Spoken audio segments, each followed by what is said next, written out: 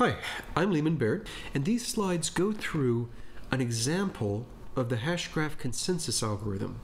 So step by step, you'll see how is it that a group of people come to consensus on the order of events in a hash graph.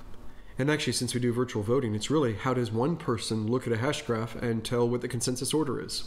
And so that's what this slideshow is. It shows you how a person looks at their hash graph in memory and can tell what order the events are in. The blue words are the words I'm defining. The hash graph is this picture on the left that we are slowly building up, lines and circles. It is a graph in the mathematical sense. Each circle contains a couple of hashes, and so it is a hash graph. The members are the computers. They are the full nodes in this network. Alice, Bob, Carol, and Dave are the 4 computers, and we've labeled them A, B, C, D. And each of them in this picture started off by creating an event. An event is a circle. It's a container for transactions. It's like a block in blockchain. Although typically we create so many of them that we can get away with smaller ones. So you might have fewer transactions in each event. And you could even have an event that's empty if you want to, with no transactions in it. You can see in this diagram, each of the people have now created one event. That's what they're starting with. And time is going to flow uphill. So the bottom of this picture is the beginning of time, when each of the members has created one event. Now, our goal here is to have some way for us to stop an attacker from shutting down the network or freezing the network and stopping us from reaching consensus. We want to be able to continue to have consensus even when there's a distributed denial of service attack against some of our members. So in a leader-based system, it's really bad when somebody has a bunch of cameras on the internet that have been hacked that are flooding the leader with packets. But here, we're going to try to make it so that you can't just shut down one computer and have the whole network shut down. It'll be resilient to that. We're also going to try to stop an attacker from giving us conflicting consensus. That would be far worse, where Alice thinks that we have reached consensus on an order, and Bob thinks that we've reached consensus, but they've reached different consensuses. If that happens, you lose. Byzantine fault tolerance means we have a math proof that that will never happen. So we do not want an attacker to be able to make us think that we've reached consensus when we haven't. That would be horrible, and have different opinions on the order. Also, we're going to do something new. We're going to have fairness in our ordering. We want it to be hard for an attacker to unfairly influence what order we come up with. So if Alice creates an event with a transaction where she's bidding on a stock in a stock market, and then Bob sees what she bid and he comes up with his own bid, and he sends it out to everyone a little bit later than when Alice sent it out to everyone. When we finally reach consensus on which one was first, we need Alice to be before Bob. It should not be possible for Bob to do some evil attack that puts his first, even though in real life, his was received by everybody later. In fact, we don't even want Bob to be able to recruit a few evil cohorts, evil conspirators to help him and to do this. We want to be safe as long as less than a third, say, of the population is being evil. We want to be safe from manipulation of the order. And that's something new. You don't have that in a blockchain, because in a blockchain, a miner gets to choose what's in his block. And you don't have that in a leader-based system like Raft or Paxos or some of the other leader-based systems, because the leader can reorder transactions coming in. We want to have a system where no one can easily influence what transaction order we end up agreeing on. So, one thing we're going to do is build this on a gossip protocol, because that makes it far more resilient to denial of service. A gossip protocol means there is no leader, there is no one in charge, there is no round robin where we take turns talking. It's just everybody talks to everybody randomly all the time. So you call another computer and you tell them everything you know and they tell you everything they know. Maybe Alice calls Bob and tells him everything she knows, and then he tells her everything he knows. And then Alice calls Dave and does the same thing. And then Alice calls Carol and does the same thing. And meanwhile, everyone else is doing it too. Bob calls someone at random, and then Bob calls someone else at random. Everyone is talking to everyone at random.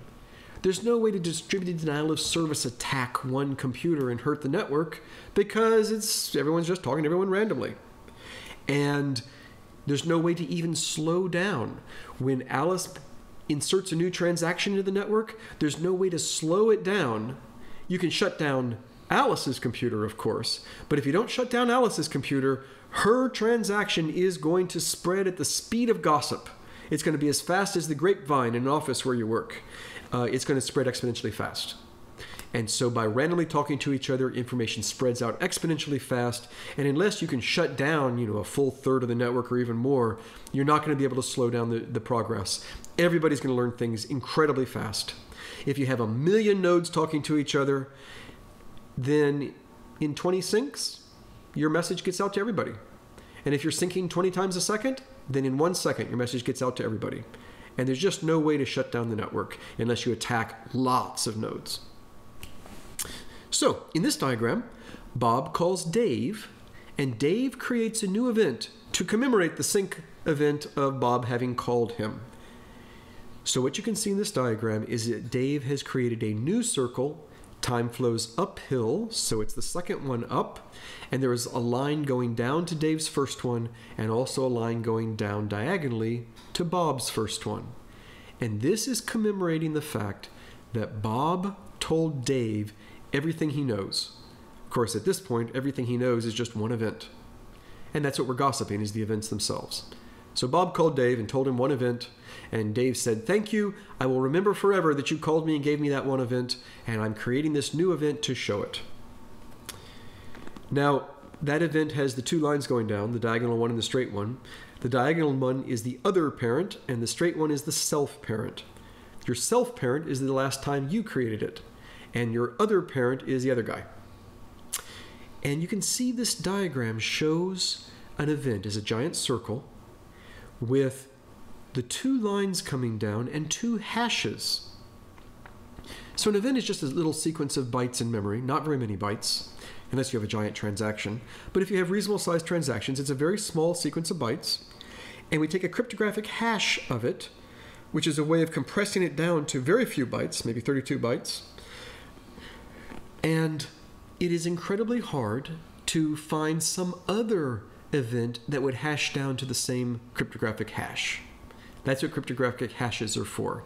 It's hard to forge something else that would have the same hash.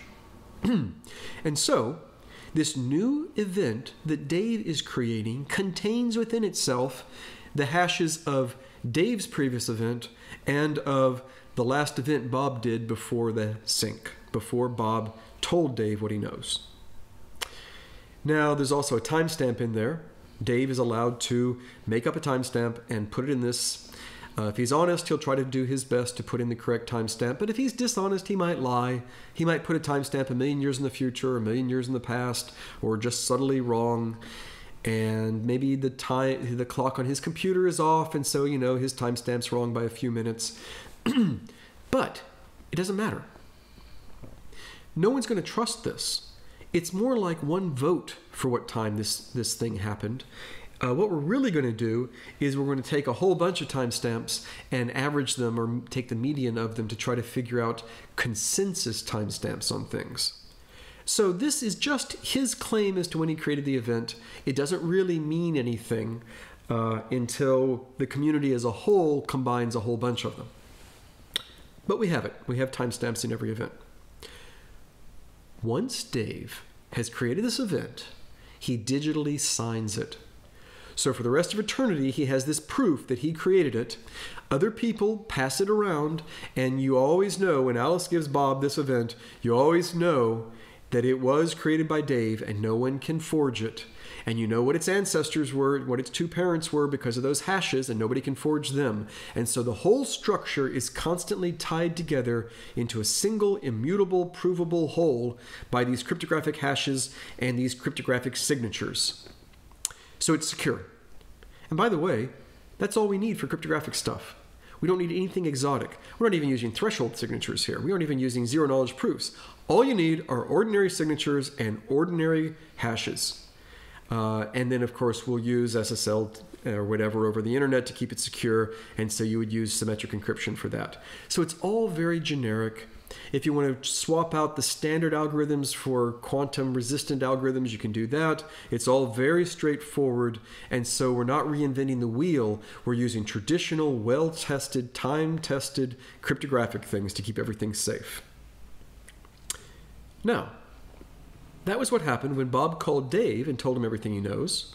Typically what you do then is Dave will turn around and tell Bob everything he knows. As long as they've already got this comm channel going, they might as well turn around and tell him the other direction. And so now you see this line from Dave to Bob, telling Bob everything he knows. Now when Bob told Dave everything he knows was just one event. All he did was handed Dave one event. Dave, however, is going to be giving Bob two events. It's his original event and the second event which commemorated Bob sending him stuff. So now Bob knows two events, and he has digitally signed his new event, and his new event has the hashes of his previous event and of Dave's latest event. And so everything ties together. And similarly, if we continue, now Bob calls Alice. He sends her all four of the events he knows about. That's his two events and Dave's two events that he received from Dave. And Alice creates a new event commemorating all of those. And so now we have 6 whole events tied up in one inside of Alice's new event. And this just continues. Typically, Alice will turn around and send it back to Bob, but she might not. Who knows? Maybe their sync gets interrupted in the middle, and so we just have the single one. But we just keep growing, and we grow upwards over time until you have this giant graph. Every event can have some transactions inside. Every event has the 2 hashes of its 2 parents. Every event can have some transactions. If the creator of the event felt like creating some transactions, it can be empty if they didn't. But this is the hash graph. It's a graph held together with hashes. This hash graph spreads at the speed of gossip, exponentially fast. As soon as Alice creates a new event, it just spreads like wildfire through the network, and pretty soon everybody knows about it. And so what you typically find is that this thing grows upwards, and everybody has exactly the same hash graph in memory, except at the very top, they haven't yet got the same stuff. But within a second or two, then everybody has, that layer, and now it's grown up even further. Now, when you have this hash graph in memory, you want to be able to look at it and put all the circles in an order, put all these events into an order, and you want to do it in such a way that everybody gets the same order. And you might say, well, we can just run an algorithm. In fact, we could run any deterministic algorithm and we'd all have the same order, which is true, except there's some corner cases that we have to deal with. And so everything I'm showing here is showing all the complexity that we do to take care of those corner cases. But the basic idea is, well, as long as we all run the same algorithm, we'll all come up with the same order, period. Or another way of looking at it is, traditionally in fault-tolerant computing, you could do this with rounds of voting. And we're going to do rounds of voting without the votes. Instead of us sending each other votes over the internet, we're all just going to stare at our local copy of this hash graph and pretend that there are votes going on. I will look at this and I'll say, well, if I were Alice, I know how I would vote if I were following the algorithm, because I know everything Alice knows. I know when she knew it. I'll just pretend of her votes. And so virtually, Alice will be voting in my head, and I can run some traditional algorithm with votes where I virtually let everybody vote in my head. And since everybody runs the virtual voting system in their head, everybody gets the same virtual votes, everybody gets the same consensus, and we're set. So, how do we do that? Well, the first step is we're going to divide up the events into the rounds. These are the rounds that they are created. In this diagram, they're created. There's a whole bunch of events down there in round 1. You only see 2 in this hash graph in round 4. As the hash graph grows upwards, I imagine we'd have a few more in round 4, and then eventually we'd have a round 5. I'll tell you later in the presentation the exact algorithm for how we pick up rounds, but the important thing is that when you're receiving new events for your hash graph, every time you receive an event, you can immediately calculate its round created. you immediately know which round it goes in. Like that very top one on the graph, the moment you received it, you knew it was in round 4. There was no question, there was no voting going on, there was no waiting until I get some more to get some more information. The instant you received it, you looked at all its ancestors and you said, ah, this is a round 4 created, has a round 4 round creation, and this is a round 4 event. All right. And if you're interested, it's when the supermajority of the witnesses in the previous round can be seen, strongly seen. But we'll get to that in a second. The important thing is that there is a way to divide these up into rounds. Now, why are we dividing them up into rounds? Turns out, by doing so, we can make the calculations much, much faster. And the reason is we can get away with only doing the expensive stuff on the witnesses. Look at the red ones. The red ones are the first events in each round created by each member. So look at Alice's column. The first event that Alice has in each round is colored red. The rest of them are just left gray. If we had 1,000 people, 1,000 full nodes, then you would find that only 5% of all the nodes are red. All the vertices are red. 95% of them would be gray. And it's only the red ones that have to have a fair amount of calculations being done on them. And so the fact that we divided things up into rounds lets us pick the first by each person in a round, which is called a witness, and that lets us narrow down our expensive calculations to just a 20th of the population if there's 1,000 of us. With 4 of us, you can see there's a little bit higher fraction, but still, most of the vertices in this graph are gray. It's a minority that are red. And so we've saved time. All right. And for convenience, we've also put numbers on these. So B2 is Bob's first event in round 2 with a round created of 2. That's what B2 is. And I wrote a B2 on the red one there. All right. And if you're a cheater, you could actually get 2 B2s. If Bob is a cheater, he could get 2 B2s. And you have to worry about that, and you worry about it, and it actually is why we're doing weird things with strongly seen that we'll get to in a minute. But all the math theorems say, doesn't matter, won't hurt anything. If Bob tries to cheat, he will do no damage to the network. Everything will work well. And so I'm not even going to show you cheating here. It's just part of the math. Because we can prove that just turns out this algorithm stops cheaters from doing any harm. Okay. So we have the round created for every event. We have the witnesses, which are the first. By the way, if you're not syncing very often, you might have a round where you don't have any witnesses, and that's fine. Alice doesn't have to have a witness in round 2. She could have skipped round 2. In fact, if you look in round 4, Alice doesn't even have a witness yet. And if we let this run for a while, maybe Alice wouldn't get one. Maybe Alice turned off her computer. And so for rounds 4, 5, and 6, she won't have any witnesses. No problem. Now, the important question for a witness is this witness famous? Famous means lots of people see it in the next round. So look at B2. B2 is the witness that we're going to talk about. The question is B2 famous? Now keep in mind, we're eventually going to look at this question for every witness in the world. We don't bother on the gray ones, but for every red one, we're going to have to figure out, is it famous or not? But I'm going to spend the next few slides just talking about B2. Is Bob's witness in round 2 famous or not famous? And so we're going to hold an election to decide if he's famous. An election is a whole bunch of rounds of voting where we as a community will decide, is B2 famous or not famous? And ideally what we would say is, if B2 was seen by a bunch of people in round 3, then B2 is famous. And if B2 wasn't seen by a bunch of people in round 3, then B2 is not famous. So, let's look at round 3's witnesses. Those are the yellow ones. A3, B3, C3, D3. We want to ask, are those witnesses seeing B2 or do they not see B2? So let's look at it. Look at A3. A3 is one of those witnesses in that next round, in round 3. There is a path from A3 down to B2, a path of lines. And this path goes downward at every step.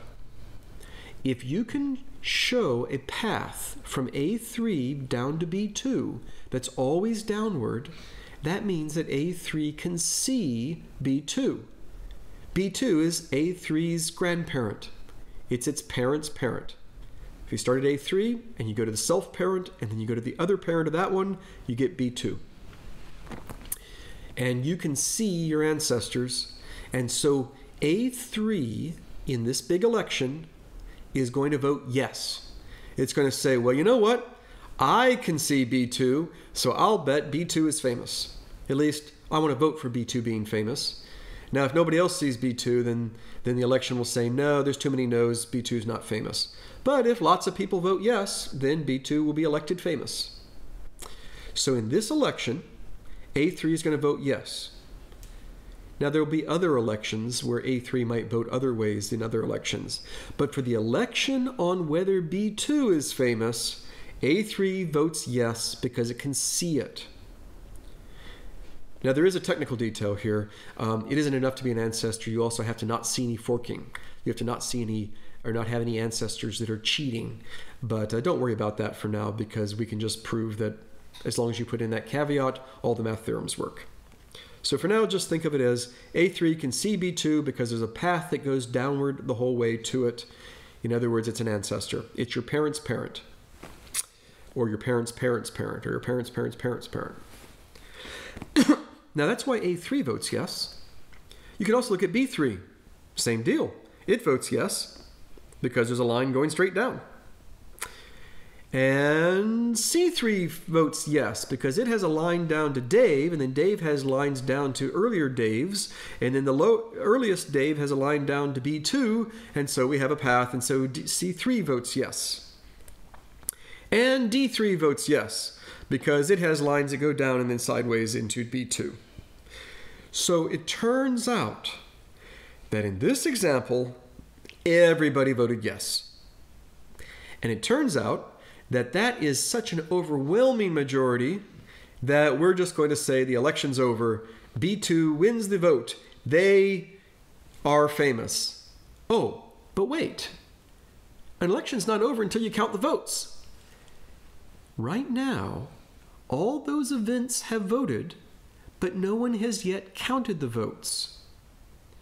Now notice that I have not been talking about people. I have not been talking about members, about computers. All I've been talking about is events. It is B2, an event, that is famous or not famous. It's not Bob that's famous or not. And it's A3 that voted yes. It wasn't Alice that voted yes. It was A3 that voted yes. It was Alice's event that voted yes. And so just as it's an event that's famous or not, and just as it's an event that votes yes or no, so it needs to be an event that counts the votes. So the election's not over. We need an event to count our votes for us. So that would be an event in round 4, looking back at the events in round 3. In fact, it'll be a witness in round 4 to do the counting. So I told you the voting was based on just seeing. Counting votes is based on strongly seeing. You'll notice that red line from B4 to A3. It is following the black lines. Actually, that's an opaque line that I put there, so you can't really tell the black lines are there, but they're actually there underneath it. B4 does see A3 according to following these red lines. That's not enough. Because you see, that red line only goes through Bob and through Alice. To strongly see someone, you have to see them through a supermajority. That means more than 2/3 of the population. Now, you know, when the population is 4 people, the only way to have a supermajority is to have 3 or 4 people. 3 people is more than 2/3 of 4. So to have a supermajority, you need at least 3. A supermajority of 4. To have a supermajority of 100 people, you need 67 of them. So if you had 100 members, 100 full nodes in your network, you'd need 67 of them to be a supermajority. So for B4 to strongly see A3, it actually needs multiple paths that go through goes through at least 3 of the population, 3 different members. So the green line goes through Dave. So B4 does strongly see A3. If you look at the red line and the green line, it's going through 3 different people, and so 3 different members, and so B4 does strongly see A3, and so as we're tallying the votes, B4 says, yep, I see that first vote, and it is a yes.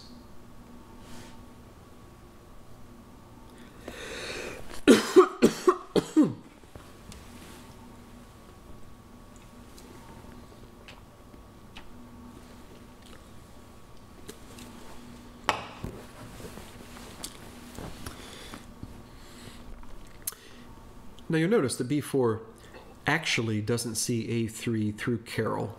Poor Carol is left out, but it doesn't matter because Alice, Bob, and Dave together form a supermajority. So B4 did not have to see A3 with a path that goes through Carol, and it doesn't, and that's okay. Now, here we talk about counting the vote from B3. From B3, B4 does see it. How? Well, through the red line and through the green line.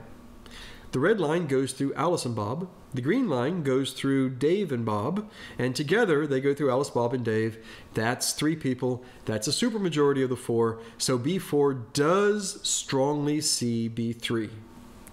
And so B4 has managed to collect a second vote. And if you'll recall, B3 was voting yes, so the second vote is a yes. Similarly, B4 can strongly see C3. And this time the lines go through Bob, Carol, and Dave. Carol finally got to participate, and Alice didn't. But that's fine. We don't need Alice, because Bob, Carol, and Dave makes up more than 2/3 of the population. It's a supermajority.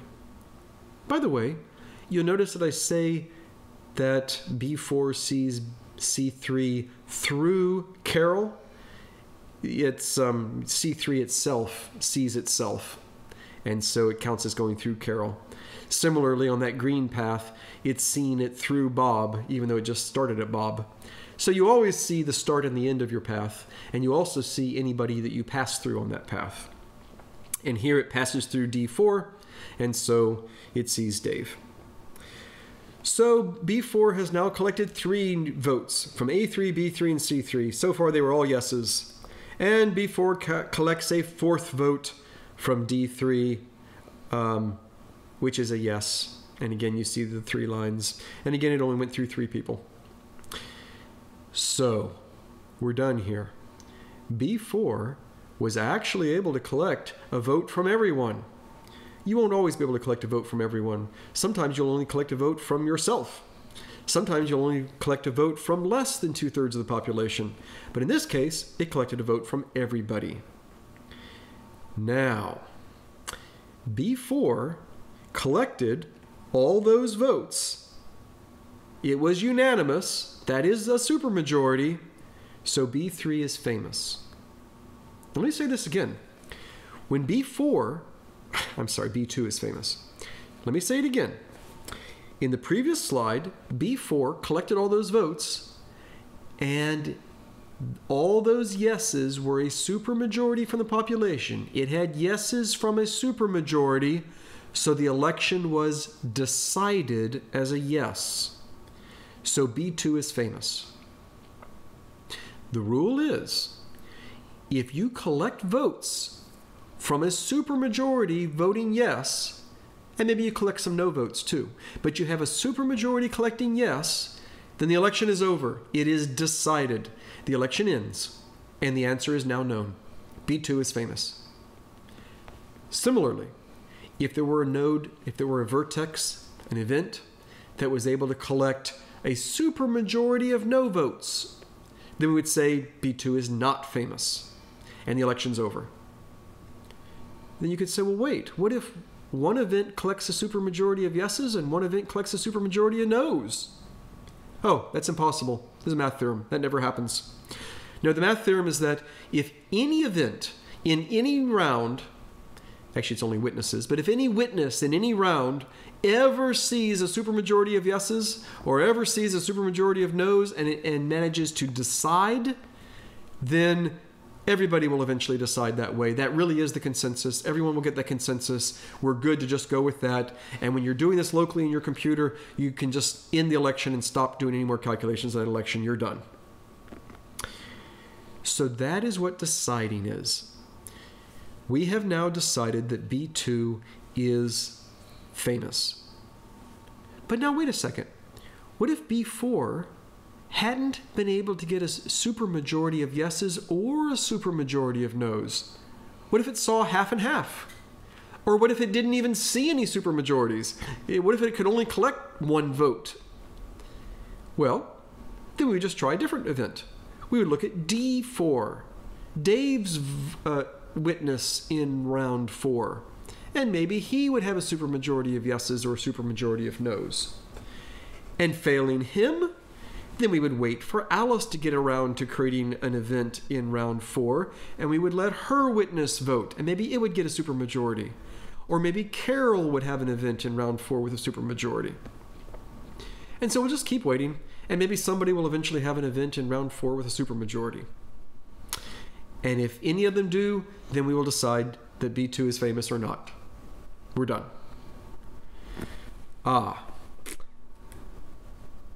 It is possible that we wouldn't have anybody decide that way, but let's not deal with that right now. We'll just go to more rounds in that case. For right now, let's look at C2. Since we've decided B2, let's go on and look at C2.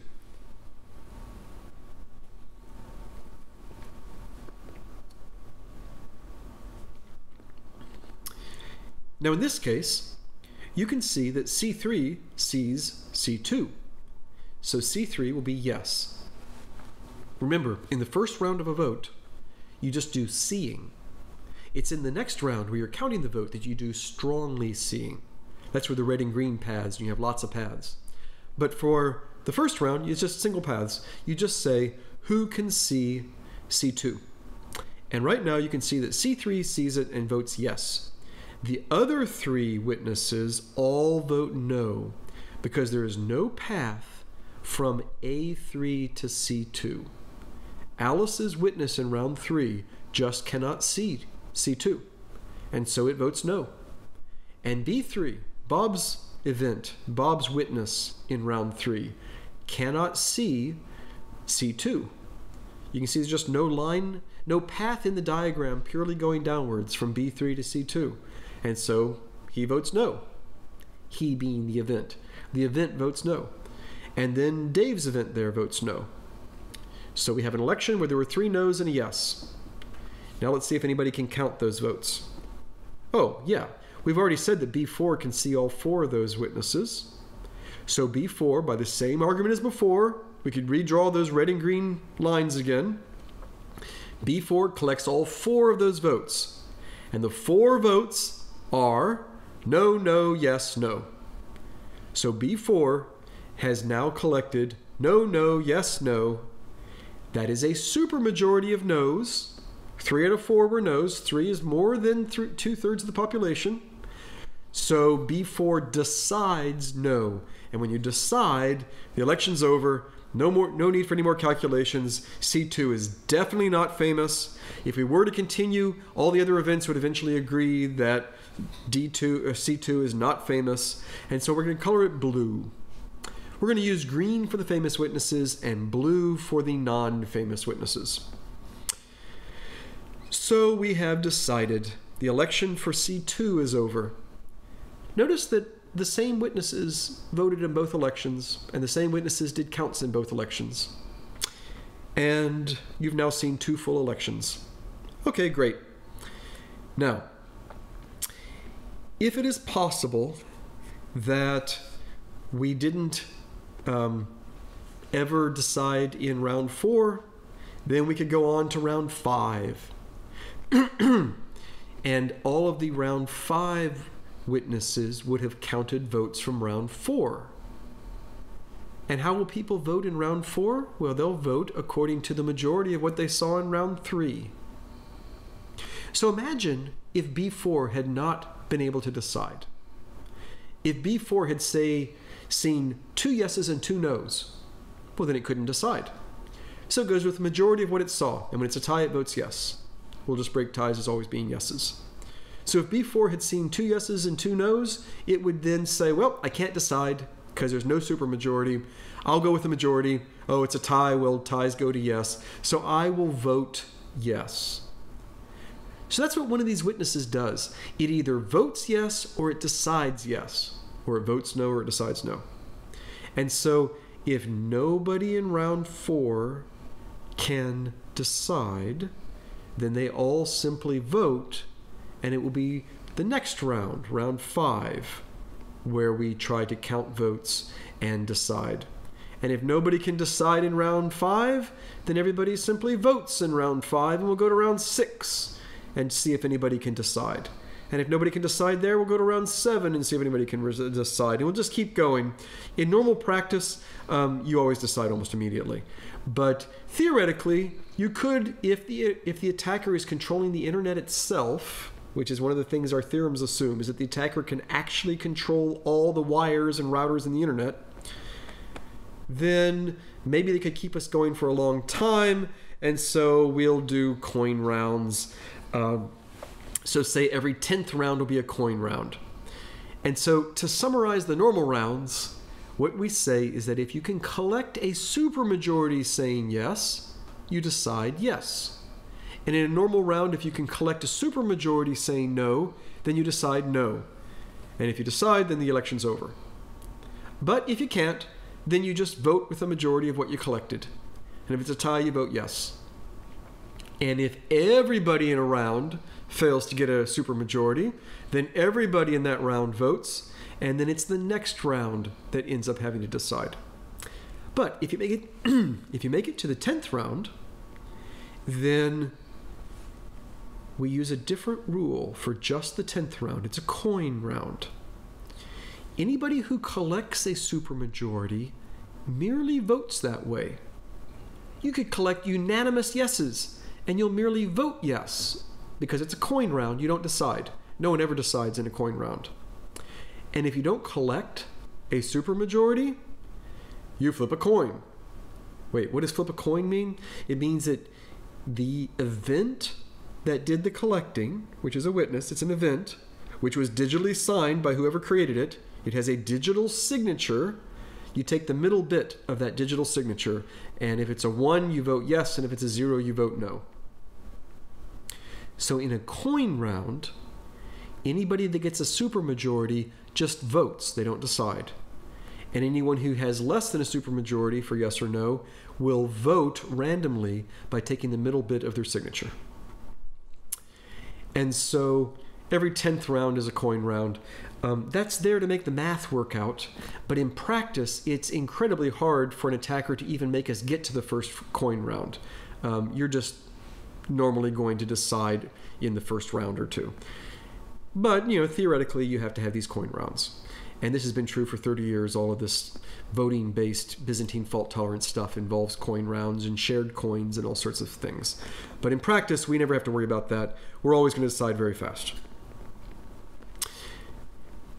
That is the entire consensus algorithm for whether someone is famous, whether a witness is famous. So to recap, as soon as you get an event, you put it into a round created. And then the first event in each round is a witness. So we all know what created rounds were. We all know what the witnesses are. And then each witness, we have to decide if it's famous or not famous. We hold an election. In the election, the witnesses in the next round vote based on whether they see it. If they see it, it's a yes. If they don't see it, it's a no. And then the next round after that, each of the witnesses collects the votes and decides yes if it's a supermajority yes, decides no if it's a supermajority no. Otherwise, it just votes with the majority of what it collected. And if it's a tie, it votes yes. And then if nobody in that round can decide, we go to the next round and let somebody there decide. And if no one decides there, we go to the next round. And then every 10th round, we have a coin round where supermajorities vote with the supermajority and non-supermajorities vote randomly by taking the middle bit. Done. And the theorem is we will always decide eventually, with probability 1, we will always decide whether a given witness is famous or not. And it's kind of magic, and the magic is in the math. Everybody will decide the same way. So if I on my computer look at this hash graph and decide that B2 is famous, you on your computer will also look at the hash graph and decide that B2 is famous. And there's no way that an attacker can make me decide yes and you decide no. That'll never happen. We will always decide the same way. And there's no way an attacker can stop us from deciding. It is guaranteed that eventually we will both decide that B2 is famous. And so if we continue, eventually we will know for every witness whether it's famous or not. In fact, in this diagram on this particular hash graph, all those green ones we will decide are famous. And that blue one we will decide is not famous. And the red ones we don't know yet. We have to wait another fraction of a second until the hash graph grows upwards and gives us a few more events and a few more witnesses, and then we will know if some of those red ones are red or green. In fact, if you download the Swirlds SDK from swirlds.com, it has a bunch of demo apps you can run. And one of the demo apps is called Hashgraph Demo. And it runs this algorithm and shows you the hash graph growing right before your eyes. And what you discover is very much like this screen. Most of the witnesses are green. Occasionally there's a blue witness. And only the top 2 layers are red. It's incredibly rare for anything other than the top 2 layers to be red, which means that as soon as a witness is known, almost immediately, in a fraction of a second, we discover whether it is famous or not. We get the consensus. Now the funny thing is that once we all agree on who the famous witnesses are in a round, then it is incredibly easy to turn that agreement into an agreement on the total order, and the agreement will be fair, and an agreement on a consensus timestamp for everything, and that will be fair, and it will all work, and it's obvious that it all works, and all the fancy subtle math is over with. It's all obvious from this point on. The hard part was to agree on who is famous, which witnesses are famous in each round. That was the hard part, and we're done. We're done with the hard part.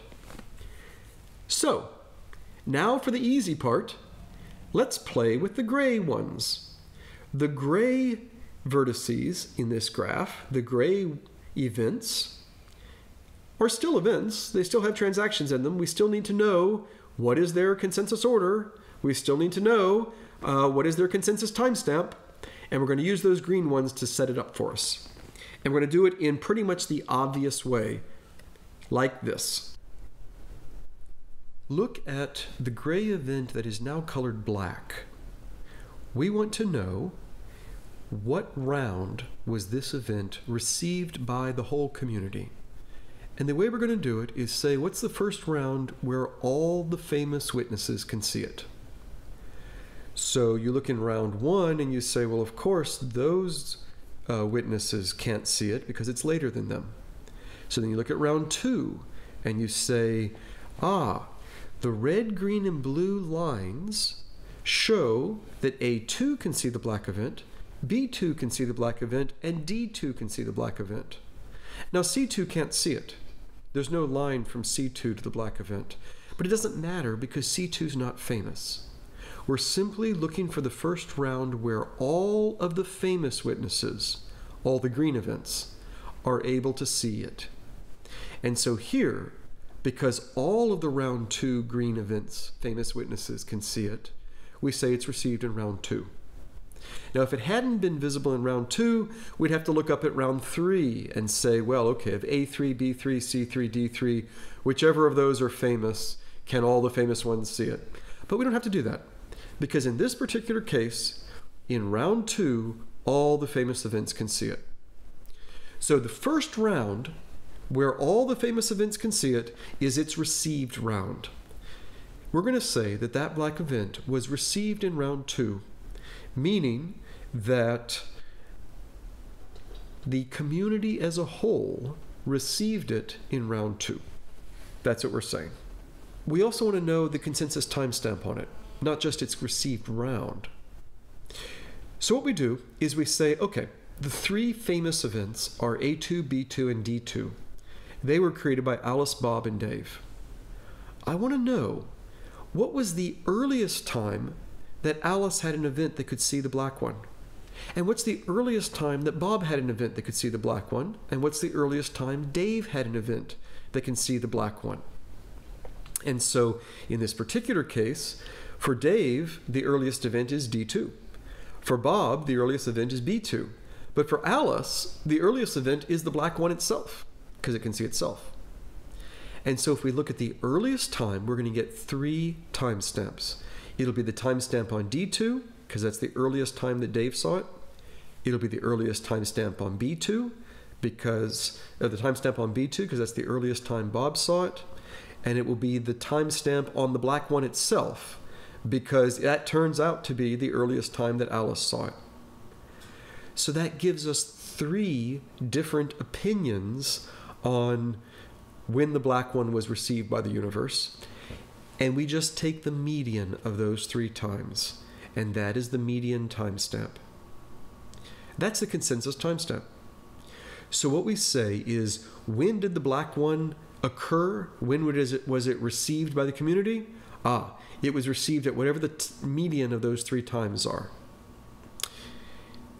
So we now know its round received, which is round 2, and its median timestamp, its consensus timestamp, which is the middle of those 3 times. We sort them in order and take the middle one.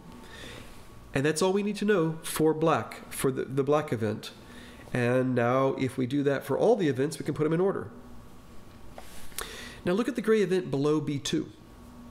You'll notice that it's seen by B2, but it is not seen by A2, and it is not seen by D2. It was not seen by every single famous event in round 2, and so it doesn't get to count as being received in round 2. It'll end up being received in round 3 or round 4 or something. I don't know what. And so we'll have to wait a little while until the Hashgraph grows a little bit taller, and then we will know which events are famous in round 3, and then we'll see if all those famous events can see the gray one, which I think in this picture they will, and then we'll be able to say, yes, the gray one is received in round 3. But for the moment, all we can say is, well, it's not round 2. It must be received later. So we'll leave it colored gray and not black, because we don't yet know when it's received. So if we do this repeatedly, what do we discover? We discover that these 6 black ones are all received in round 2. And actually those 4 dark green ones at the bottom are also received in round 2. So we're coloring dark all of the events that have been received by round 2. And the 4 green ones are green because they are witnesses, but they're dark because we know when they've been received. They were received in round 2. There's 2 little gray ones right above the black ones, and that hasn't been received in round 2. They'll probably get received in round 3, but if not in round 3, then probably in round 4. We'll worry about them later. And so this is how we tell. When we want to put everything in order, we first sort all the events by the round received. So all the events that were received in round 2 are going to be adjacent to each other in the final consensus order.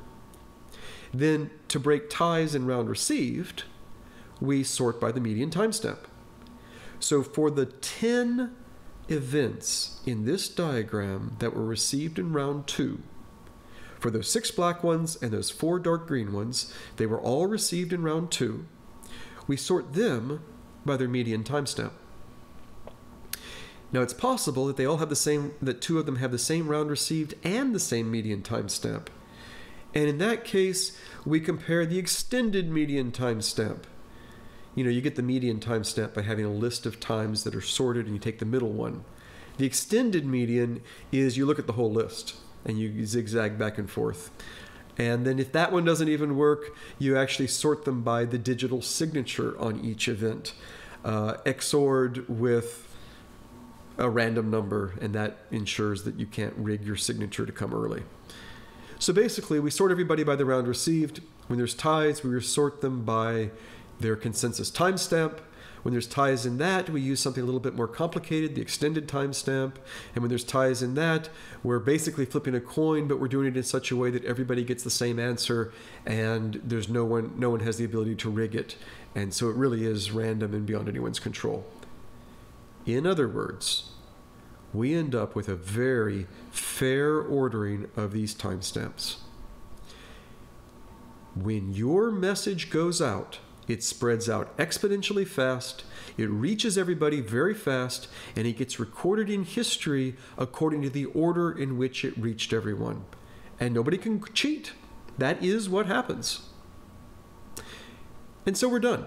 We've put all the events in order, in a consensus order. Everybody agrees on the consensus order. Whatever transactions are inside of those events just ends up in the order that the events got in.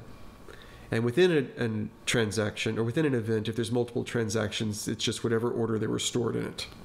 So when Alice creates an event, she can put several transactions of her own in it, and she can put them in whatever order she wants. And then it all gets put into a fair order. And then they all get a consensus timestamp. And so every single transaction ends up with the consensus timestamp of its event, and we have this fair consensus timestamp on everything. And that's it. This diagram that we've been going through is actually not terribly unrealistic. In fact, it was based on the screenshot that you see in the middle there. That screenshot came from the Hashgraph demo, and it ran. This was showing a little region from round 100 up to round 105. And basically the top half of that screenshot is the diagram we've been working through. I changed it slightly to make it a better example, but it's basically the top half of that screenshot. And so what we've been working through has been a real run of the program, and we've been going through it. The reason I used that particular screenshot was that we finally had a blue event. This was a witness that wasn't famous, and I wanted to show you a witness that wasn't famous. That's actually fairly rare. Most of the witnesses end up being famous. And that's it. I hope that was helpful. Feel free to get in contact with me if you ever have questions about this, and you can also read the 2Tech reports. Well, thanks.